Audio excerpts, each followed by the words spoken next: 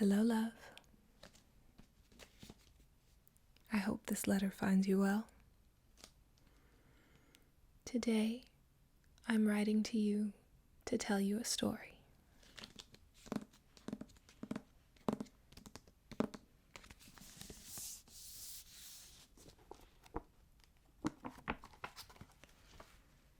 The second of the Christian Andersen collection. This one is entitled Little Claus and Big Claus.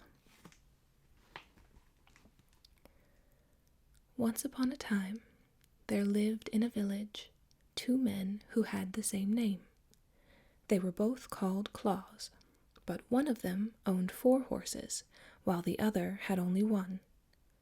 So to tell them apart, the richer man was called Big Claus, and the poorer one, Little Claus.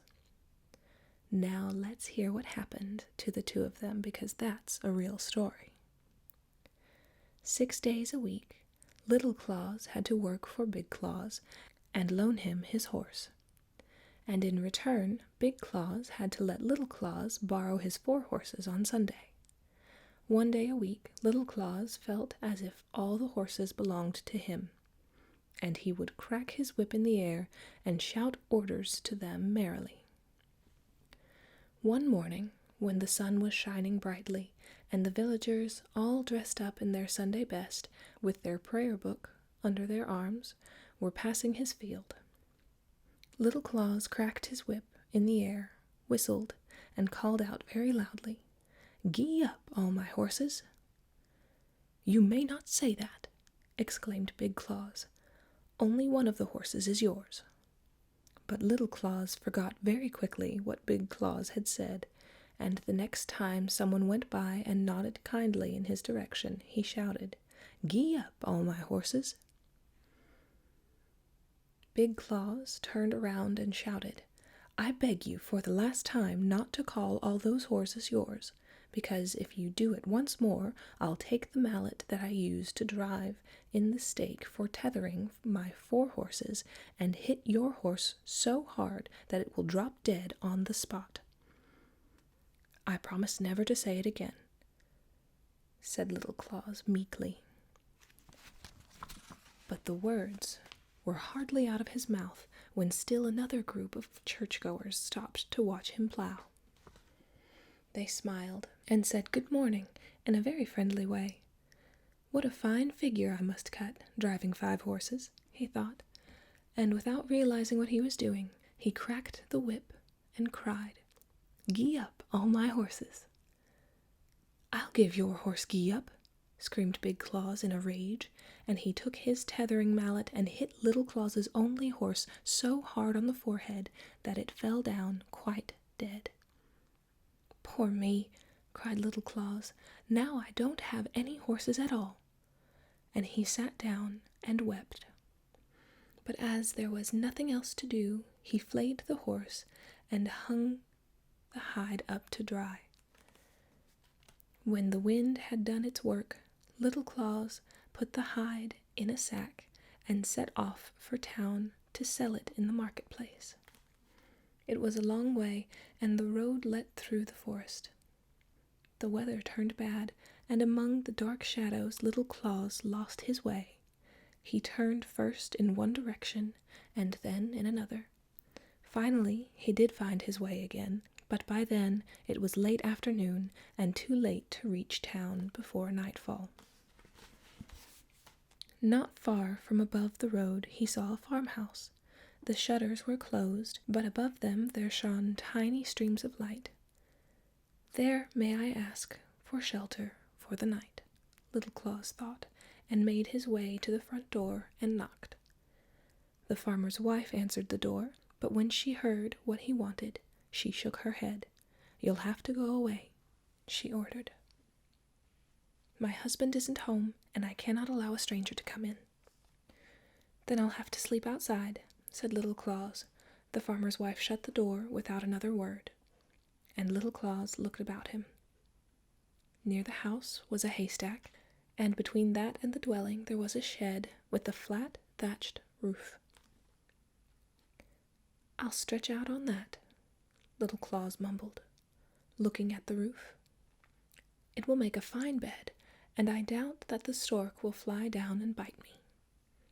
The latter was said in jest because there was a stork's nest on the roof of the farmhouse. Little Claus climbed up on the roof of the shack, and while he was twisting and turning to make himself comfortable, he realized that from where he lay he could see right into the kitchen of the farmhouse because, at the top, the shutters did not close tightly. A fine white linen cloth covered the large table, and on it were not only a roast and wine, but a platter of fish as well. On the one side of the table sat the farmer's wife, and on the other the deacon. And while she filled his glass with wine, he filled himself with fish because that was his favorite food. "If only I had been invited too," Little Claus sighed, and pushed himself as near to the window as he could without touching the shutters. There was a cake on the table too. This was better than a party. It was a feast. He heard someone galloping on the road. He turned and saw the rider. It was the farmer coming home. Now this farmer was known for two things. One, that he was a good fellow, and the other, that he suffered from a strange disease. He couldn't bear the sight of a deacon. One glance, and he went into a rage. And that, of course, was the reason why the deacon had come visiting on a day when the farmer wasn't at home. And that, too, was why the farmer's wife had made the most delicious food she could for her guest. When they heard the farmer riding up to the door of his house, both the farmer's wife and the deacon were terrified, and she told him to climb into a large empty chest that stood in the corner. The poor man, trembling with fear, obeyed her. Then the woman hid all the food and the wine in the oven, for she knew that if her husband saw all the delicacies, he was certain to ask her why she had made them. "Oh," groaned Little Claus when he saw the last of the food disappear into the bread oven. "Is there someone up there?" the farmer called, and when he saw Little Claus lying on the roof of the shed, he told him to come down. "What were you doing up there?" Little Claus explained how he had lost his way in the forest, and asked the farmer to be allowed to spend the night in his house. "You are most welcome," said the farmer, who was the kindest of men, as long as there was no deacon in sight. "But first, let's have a bite to eat." The farmer's wife greeted them both very politely, set the table, and served them a large bowl of porridge. The farmer, who was very hungry, ate with relish. But Little Claus kept thinking of all the delicious food in the oven and couldn't swallow a spoonful. At his feet, under the table, lay the sack with the horse hide in it. He stepped on the sack, and the horse hide squeaked. "Shh," whispered Little Claus to the sack. But at the same time, he pressed his foot down on it even harder, and it squeaked even louder. "What have you got in the bag?" asked the farmer. "Oh, it's only a wizard," Little Claus replied. "He was telling me that there's no reason for us to eat porridge when he has just conjured both fish and meat for us, and even a cake. Look in the oven." "What?" exclaimed the farmer, and ran to the oven and opened it. There he saw all the good food that his wife had made for the deacon, and she, not daring to tell him the truth, silently served the roast, the fish, and the cake. After he had taken a few mouthfuls, Little Claus stepped on the sack again so that the hide squeaked. "What is the wizard saying now?" asked the farmer eagerly. "He says that he has conjured 3 bottles of wine for us, and that you will find them in the corner next to the oven." The farmer's poor wife brought out the wine, which she had hidden and poured it for Little Claus and her husband, who made so many toasts to each other's health that they were soon very merry. Then the farmer began to think about Little Claus's sack and what a wonderful thing it must be to have a wizard. "Do you think he could conjure the devil?" the farmer asked. "For now that I have the courage, I wouldn't mind seeing what he looks like." "Why not?" replied Little Claus. "My wizard will do anything I tell him to, won't you?" he added, stepping on the sack so that it squeaked. Turning to the farmer, Little Claus smiled. "Can't you hear that he said yes? But the devil has such an ugly face that he's not worth looking at." "I'm not afraid," said the farmer, and hiccuped. "How terrible can he look?" "He looks just like a deacon." "Pooh!" returned the farmer. "That's worse than I thought. I must confess that I cannot stand the sight of a deacon, but now that I know that it is only the devil I will be looking at, maybe I can bear it. But don't let him come too near me, and let's get it over with before I lose my courage." "I'll tell my wizard," said Little Claus, and stepped on the hide. Then he cocked his head as if he were listening to someone.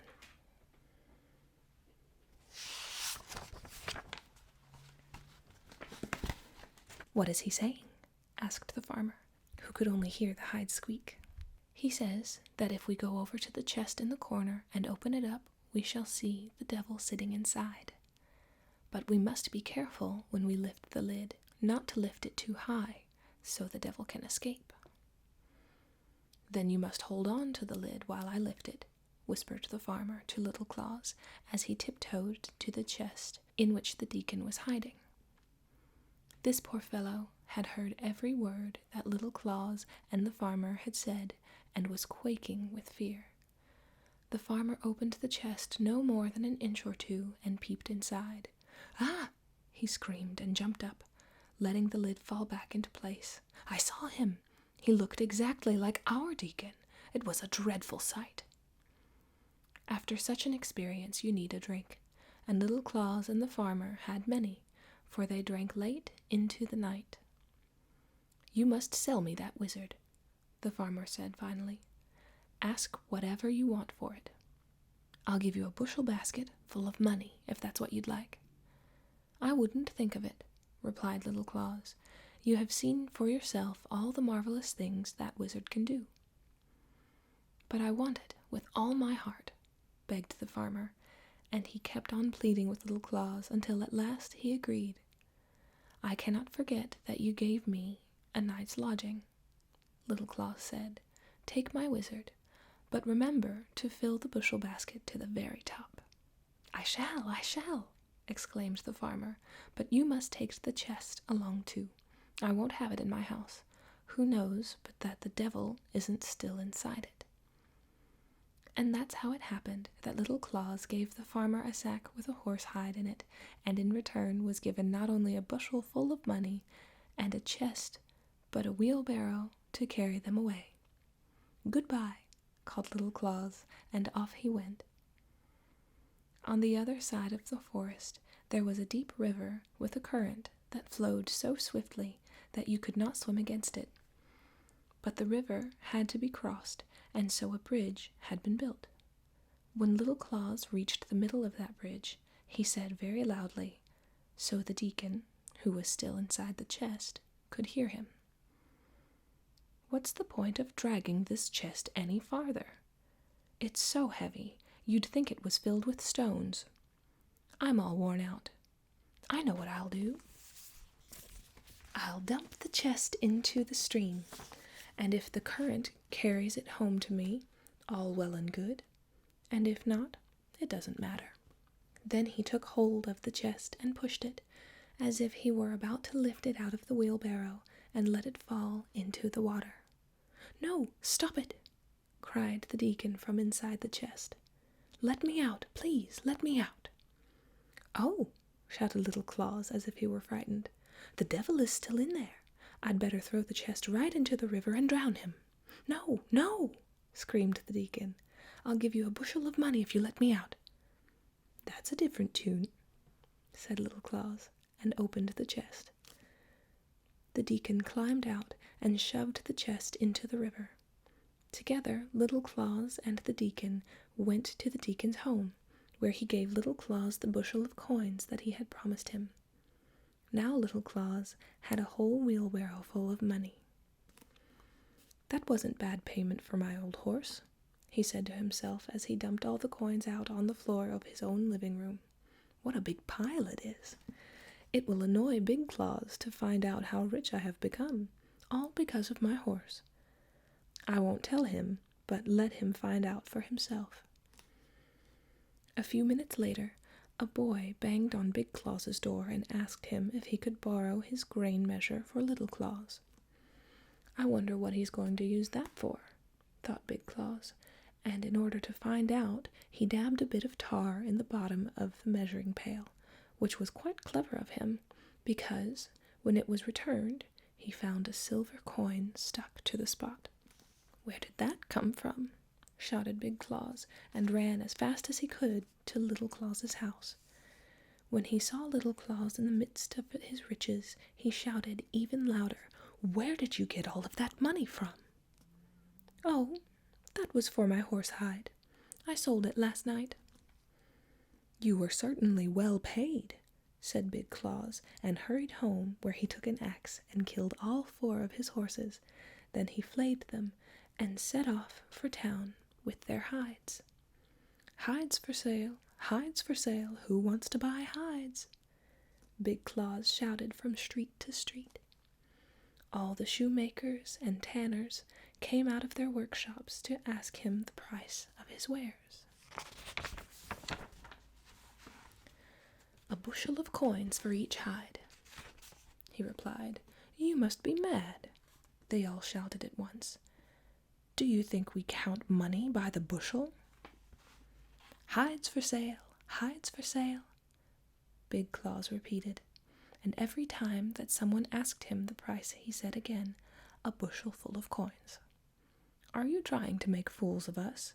the shoemakers and the tanners shouted, and while the crowd continued to gather around them, the tanners took their leather aprons and the shoemakers their straps and began to beat Big Claus.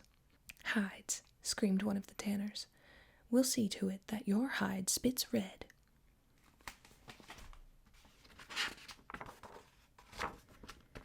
"Out of town with him," they shouted, and certainly Big Claus did his best to get out of town as fast as he could. Never in his whole life had he gotten such a beating. "Little Claus is going to pay for this," he decided when he got home. "He's going to pay with his life." But while Big Claus was in town, something unfortunate had occurred. Little Claus's grandmother had died, and although she had been a very mean and scolding hag, who had never been kind to Little Claus, he felt very sad. Thinking that it might bring her back to life, he put his old grandmother in his own warm bed and decided to let her stay there all night, even though this meant that he would have to sleep in a chair. It was not the first time that Little Claus had tried sleeping in a chair, but he would not sleep anyway. So he was wide awake when Big Claus came and tiptoed across the room to the bed in which he thought Little Claus was sleeping. With an axe, Big Claus hit the old grandmother on top of the head as hard as he could. "That's what you get for making a fool of me," he explained. "And now you won't be able to do it again," he added, and went home. "What a wicked man," thought Little Claus. "If my grandmother hadn't already been dead, he would have killed her." Very early the next morning, he dressed his grandmother in her Sunday best, then he borrowed a horse from his neighbor and harnessed it to his cart. On the small seat in the back of the cart, he put the old woman in a sitting position with bundles on either side of her, so she wouldn't fall out of the cart while he was driving. He went through the forest, and just as the sun was rising, he reached an inn. "I'd better stop to get something to keep me alive," he said. It was a large inn, and the innkeeper was very rich. He was also very kind, but he had a ferocious temper, as if he had nothing inside him but pepper and tobacco. "Good morning," he said to Little Claus. "You're dressed very finely for so early in the morning." "I'm driving to town with my grandmother," he replied. "She's sitting out in the cart because I couldn't persuade her to come in here with me. I wonder if you would be so kind as to take a glass of mead out to her, but speak a little loudly because she is a bit hard of hearing." "No sooner said than done," answered the innkeeper, and he poured a large glass of mead, which he carried out to the dead woman. "Here is a glass of mead which your son offered for you," said the innkeeper loudly but politely. But the dead woman sat perfectly still and said not a word. "Can't you hear me?" he shouted. "Here is mead from your son." He shouted the same words again as loud as he could, and still the old woman sat staring straight ahead. The more he shouted, the madder the innkeeper got, until finally he lost his temper and threw the mead, glass and all, right into the woman's face. With the mead dripping down her nose, she fell over backward, for Little Claus had not tied her to the seat. "What have you done?" shouted Little Claus as he flung open the door of the inn. "Why, you have killed my grandmother!" he cried, grabbing the innkeeper by the shirt. "Look at the wound she has on her head." "Oh, what a calamity!" the innkeeper exclaimed, and wrung his hands. "It is all because of that temper of mine. Sweet, good Little Claus, I will give you a bushelful of money and bury your grandmother as if she were my own, as long as you'll keep quiet about what really happened, because if you don't, they'll chop my head off, and that is so nasty." And that was how Little Claus got another bushel full of coins. And the innkeeper, true to his word, buried the old woman as well as he would have had she been his own grandmother.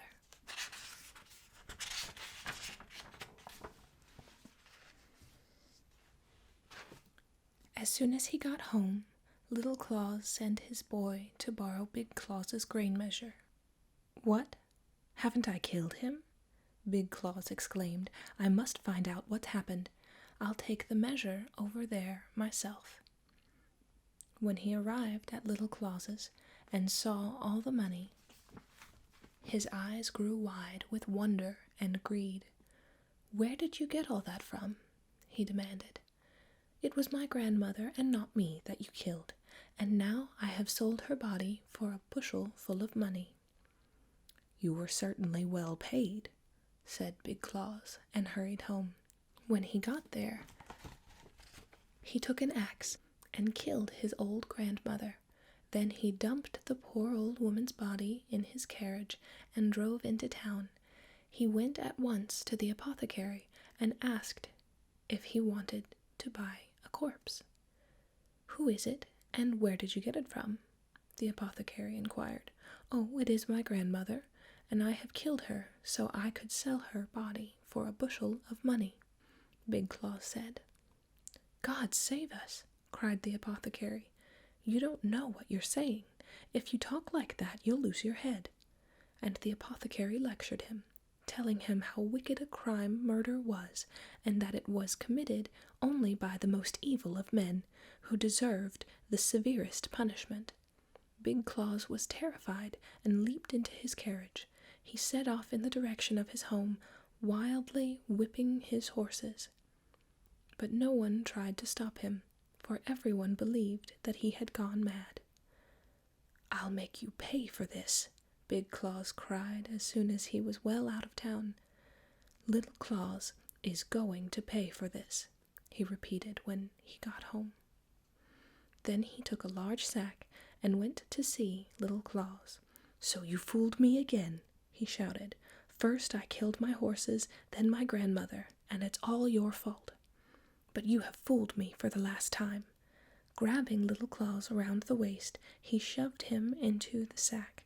As he flung the sack over his shoulder, he said loudly, "And now I'm going to drown you." It was quite far to the river, and as he walked, the little sack with Little Claus in it seemed to grow heavier and heavier. The road went past the church, and Big Claus heard the organ being played and the congregation singing. It would be nice to hear a hymn or two before I go on, he thought. Everybody's in church, and Little Claus can't get out of the sack. So Big Claus put down the sack near the entrance and went into the church. Poor me, sighed Little Claus. He twisted and turned, but he could not loosen the cord that had been tied around the opening of the sack. At that moment, an old herdsman happened to pass. He had snow-white hair and walked with a long crook. In front of him he drove a large herd of cows and bulls. One of the bulls bumped into the sack, and Little Claus was turned over. Poor me, cried Little Claus. I am so young, and am already bound for heaven. Think of poor me. I am an old man, said the herdsman, and I'm not allowed to enter it. Open up the sack, shouted Little Claus. You get inside it instead of me, and then you will get to heaven right away. Nothing could be better, said the old man. He untied the sack, and Little Claus crawled out at once. Take good care of my cattle, the herdsman begged as he climbed into the sack. Little Claus promised that he would, and tied the sack securely. Then he went on his way, driving the herd before him. A little later, Big Claus came out of the church and lifted the sack onto his back. He was surprised how much lighter it now was, for the old man weighed only half as much as Little Claus. How easy it is to carry now. It did do me good to hear a hymn, he thought. Big Claus went directly down to the river that was both deep and wide, and dumped the sack into the water, shouting after it, You have made a fool of me for the last time. For of course he believed that Little Claus was still inside the sack that was disappearing into the river. On his way home, he met Little Claus with all his cattle at the crossroads. What? Exclaimed Big Claus. Haven't I drowned you? Oh, yes, answered Little Claus. You threw me in the river about half an hour ago. But where did you get that huge herd of cattle? Big Claus demanded. They are river cattle, replied Little Claus. I'll tell you everything that happened to me. But, by the way, first I want to thank you for drowning me, for now I shall never have anything to worry about again. I am really rich. Believe me, I was frightened when you threw me over the bridge. The wind whistled in my ears as I fell into the cold water. I sank straight to the bottom, but I didn't hurt myself because I landed on the softest, most beautiful green grass you can imagine. Then the sack was opened by the loveliest maiden. She was all dressed in white, except for the green wreath in her wet hair. Taking my hand, she asked, Aren't you Little Claus?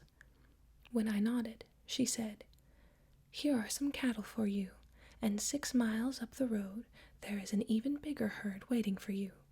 Then I realized that to the water people the streams and rivers were as roads are to us. They use them to travel on. Far from their homes under the oceans, they follow the streams and the rivers until they finally become too shallow and come to an end. There are the most beautiful flowers growing down there, and the finest, freshest grass. The fish swimming around above your head remind you of the birds flying in the air. The people are as nice as they can be, and the cattle fat and friendly. Then tell me why you came up here on land again, asked Big Claus. I never would have left a place as wonderful as that. Well, said Little Claus, that is just because I am smart. I told you that the water maiden said that another herd of cattle would be waiting for me 6 miles up the road. By road, she meant the river, and I am eager to see my cattle. You know how the river twists and turns while the road up here on land is straight, so I thought that if I used the road instead of the river, I could get there much faster and save myself at least 2 miles of walking. Oh, you are a lucky man, exclaimed Big Claus. Do you think that if I were thrown into the river, I would be given cattle too?" "I don't know why not," replied Little Claus, "but I cannot carry you, as you did me. You're too heavy. But if you'll find a sack and climb in it yourself, I'll be glad to go to the bridge with you and push you into the water." "Thank you very much," said Big Claus, "but if I don't get a herd of cattle when I get down there, I'll beat you, as you have never been beaten before." "Oh no, how can you think of being so mean?" whimpered Little Claus as they made their way to the river. It was a hot day, and when the cattle spied the water, they started running toward it, for they were very thirsty. "See how eager they are to get to the river," remarked Little Claus. "They are longing for their home under the water."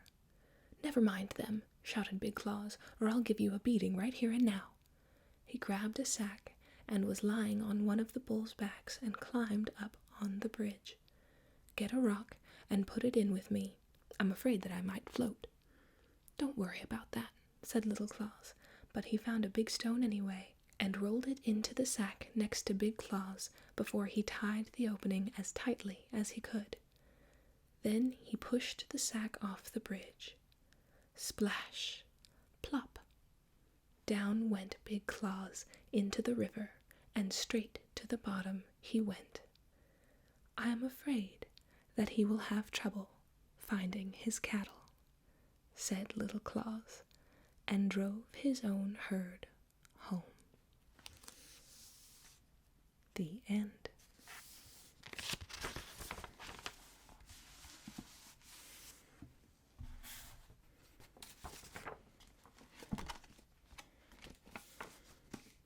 What a clever man, this Little Claus.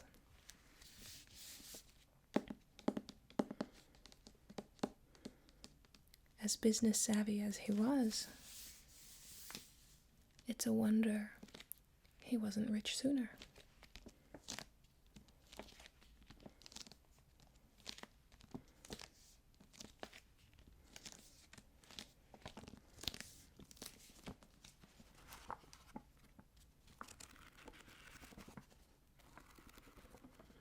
Well,